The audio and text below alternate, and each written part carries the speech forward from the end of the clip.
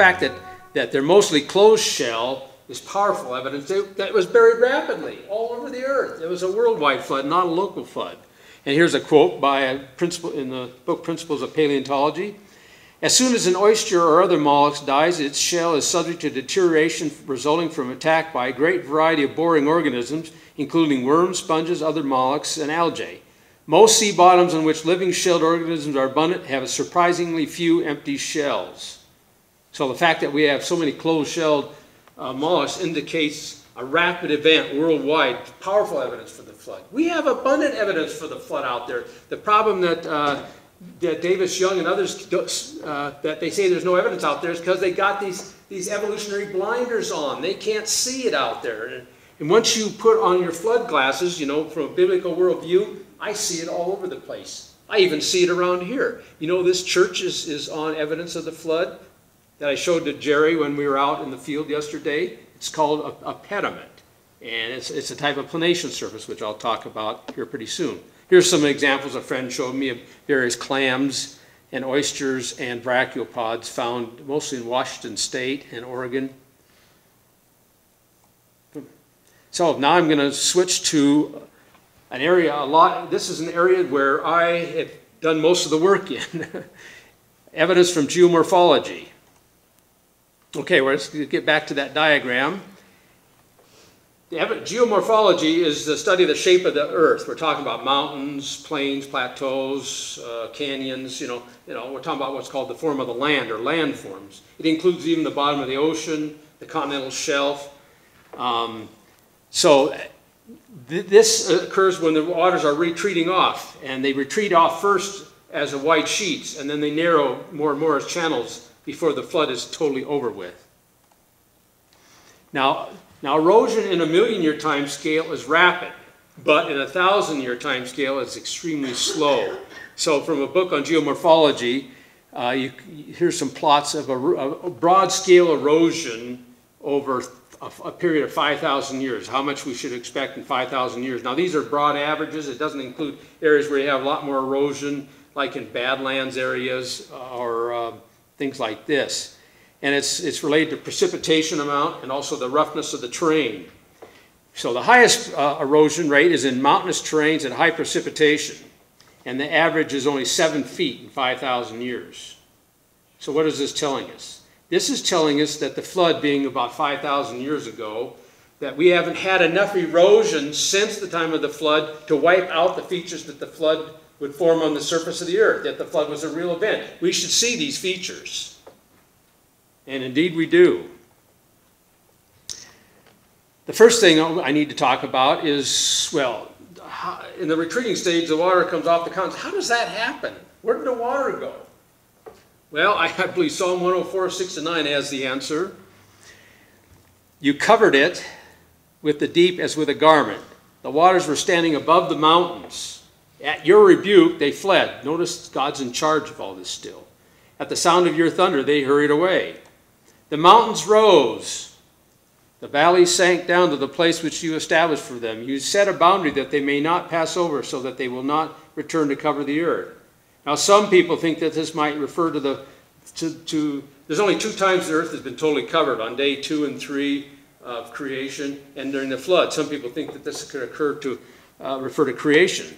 This is actually a psalm about God's power and greatness. But there are hints in this that it's not referring to day 2 and 3 because God covered it, that is the earth and the mountains, with the floodwaters. On day 3, he uncovered the mountains. And then verse 9, he set a boundary that the waters may not pass to cover the earth. And the rainbow is a promise that he will never cause a flood like that again. By the way, the idea that the rainbow promise is for a local flood makes absolutely no sense. I forecast floods in my career with the National Weather Service. And so we've had tens of thousands of local floods. And God has broken his promise tens of thousands of times. So with the local flood idea, this makes no sense. It's a global flood. Many aspects of Genesis 6-9 indicate it's obviously a global flood. So, verse 8, the mountains rose, the valley sank down. Well, in that case, if you're in a boat somewhere, and the mountains come up, you're going to land in the mountains. Well, that fits the landing in the mountains of Ararat. And the waters are going to go down as the valleys go down, the mountains go up. So that's how the floodwaters drain. So the big picture, it generally had sheet currents, wide currents, and in the western United States, they generally from paleocurrent directions, they generally from west to east. This is, and then when the mountains uplifted, it split that current and channelized it more, and the water would start flowing down towards the Mississippi River Valley and then the Pacific Ocean. This is the big picture. So in this picture of the mountains rising and the continents rising and the valleys and the ocean basins sinking, I'm going to talk about 5 geomorphological or morphic evidences. That there's plenty of evidence that the mountains did uplift and the valleys sank. Number 2, huge erosion of the continents would occur. You know, if you have this going up and going down, the water coming off is going to be moving at high speed. It's going to erode the continents. Number 3, this sediments that erode from the continent has to go somewhere. It's going to go to where the currents slow down and it'll drop its load. And that's where it hits deeper water. And it's along the edge of the continents, forming the continental shelf and slope.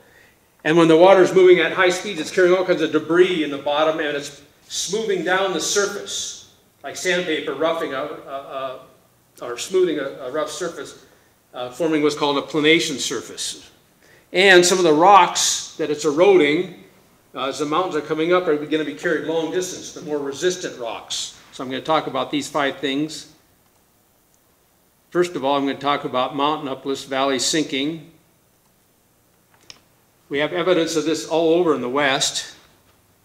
Near where I live, we have the Beartooth Mountains. They're 13,000 feet tall with a few sedimentary remnants on the top, indicating sedimentary rocks were once on top of there. And we have the Bighorn Basin, 70 miles wide and about 130 miles north-south in the Bighorn Mountains. This is the granite pattern. The granite is the upper crust of the earth of the continents. So we have their Beartooth Mountains go up to 13,000 feet. They're the highest mountains in Montana. But how far down do we find the granite in the northern Bighorn Basin? 10,000 feet below sea level. And it's filled with sedimentary rocks. So in this case, the mountains went up and the valleys sank, and then the valleys filled with sedimentary rocks up to about a depth of 14,000 feet. That's a change from here to here of 23,000 feet. And it happened at a fault called the Beartooth Fault right there. Sometimes it doesn't fault, but just bends in some of these locations. I find your geology here is fairly similar to where I live and in Wyoming. The Rio Grande Rift is essentially similar to our basins that have sunk. It's more linear, so it's a series of basins, I hear.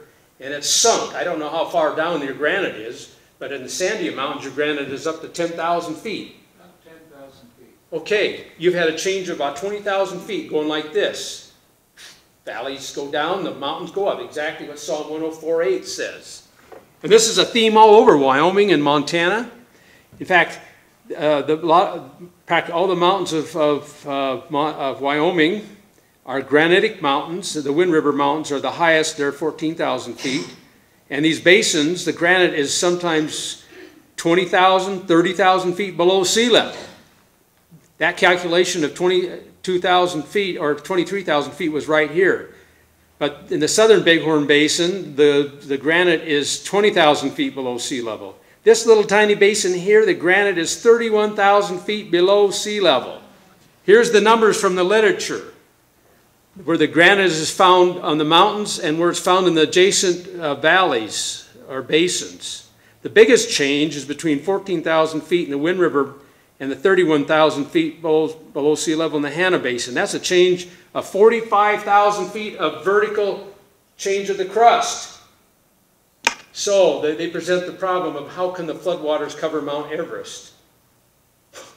Mount Everest comes up out of the floodwaters, you see. And if it can do this 45,000 feet in Wyoming, it could surely go 30,000 feet in the Himalayas. So that solves the problem of how the floodwaters cover Mount Everest, because they kind of think we have the same topography, geography before the flood as after. No, it's totally changed. And Psalm 104, the mountains have arisen. That's why we have marine fossils on practically every mountain area in the world on the top. There's marine crinoid fossils in limestone on the top of Mount Everest, for instance. That's exactly what you expect in the flood. And I believe it happened on a large scale, where the continents went up and the ocean basins sank to drain the floodwaters between day 150 and day 370. And what is some of the evidence? There's actually two pieces of evidence. I'm only going to show you one. One of them is when you look at the strata, the sedimentary, the continental shelves, you find deep basins, 20 kilometers deep of sediments in there. That's about, what is that, about 8 miles, 10 miles, something like that, thick. That's off the east coast of the United States, by the way. The Gulf of Mexico has even deeper sedimentary rocks and sediments. But out in the middle of the ocean, we have evidence that the ocean basin is sunk out there. These flat-topped volcanic mountains called guyots. The volcanic mountains are called seamounts. There's 50,000 of them at least that are over 1 kilometer high. That's over 3,000 feet tall.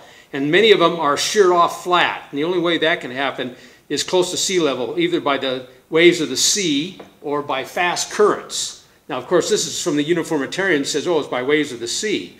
But we can, for us, it would be fast currents during the flood. But anyway, the average guyot is 5,000 feet below sea level, indicating that the bottom of the ocean is sunk. And I have a nice quote from my favorite evolutionary geomorphologist, Lester King, in this book. He's from University of Natal. University of Natal in Southeast Africa. He's a world traveler. He's written a lot of books on geomorphology. So the fundamental tectonic, now tectonics is the movement of the crust, up or down, or sometimes even sideways. Notice the adjectives he uses. The fundamental tectonic movement of global geology are vertical. That's up or down. And every part of the globe, on the continents and in the ocean basins, provide direct, not indirect, direct geological evidence that formerly it stood at different levels, either up or down. In other words, all over the earth, you've had this go on. Exactly what Psalm 104:8 says. In fact, he practically quotes it. Now remember, he's an evolutionary geomorphologist. There have been repeated tectonic episodes, always in the same sense. The land goes up and the seafloor goes down. I could almost put Psalm 104:8 there. So there's plenty of evidence that the mountains uplifted and the valleys sunk down. I'm not sure what I meant by that right in there. I'm puzzled. But anyway. Secondly, when you're having this going on, the water's rushing off at high speeds in places and times. And when it does that, it's going to erode the continents. And we find evidence of this erosion by various geological means all over the continents. The Colorado Plateau, for instance, that area I showed you, 200,000 square miles, in the journal Earth's Surface Processes and Landforms, a guy named Schmidt said, taken overall, the mean thickness of the sedimentary cover removed from the Colorado Plateau lies between 2,500 and 5,000 meters. 8,200 to 16,400 feet of average erosion of the Colorado Plateau.